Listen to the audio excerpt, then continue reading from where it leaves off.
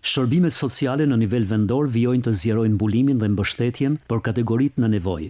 Gjatë një vizite pune në shtëpinë e të moshuarve në Shkodër, drejtoria e Shërbimit Social Shtetëror Reme Xholi deklaroi se përgjatë këtij viti janë ngritur në bashki të ndryshme të vendit 14 shërbime të reja sociale që financohen përmes fondit social të akorduar nga qeveria. Kemi plus 14 shërbime të reja për sa i përket gjithë shërbimeve që janë më pranë familjes, që janë më pranë fëmijës, që janë më pranë vajzave dhe grave të dhënuara. Jemi krejt të hapur për t'i mbështetur për sa i përket gjithë shërbimeve që janë të domosdoshme në komunitet.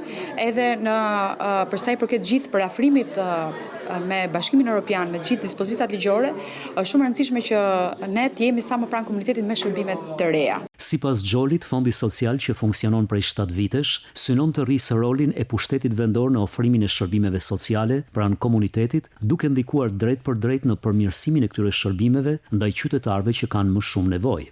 E gjithë qasja e shërbimeve sociale është tek shërbimet e shtuara pranë komunitetit. Pra, ne kemi synim që të shtyjmë bashkitë që të shtojnë shërbimet në komunitet, për sa i përket edhe mbështetjes nga buxheti i shtetit me fondin social. Ndër prioritetet kryesore për këtë vit, sipas drejtueses së Shërbimit Social Shtetëror, mbeten investimet për përmirësimin e kushteve në institucionet e përkujdesit social, veçanërisht në shtëpitë familje dhe qendrat rezidenciale në të gjithë vendin.